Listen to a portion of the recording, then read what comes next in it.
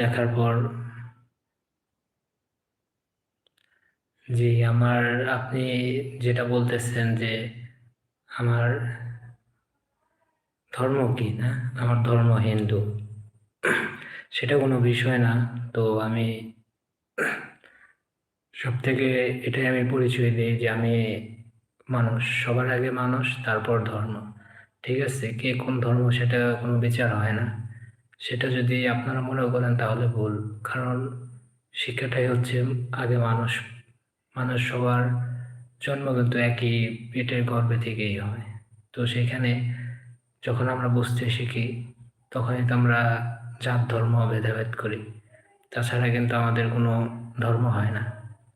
আমরা সব আমি জানি আপনি মুসলিম, এর জন্য আমি আপনাকে বলতেছি। তবু ওইটা আমার কোনো ফ্যাক্ট মনে হয় না।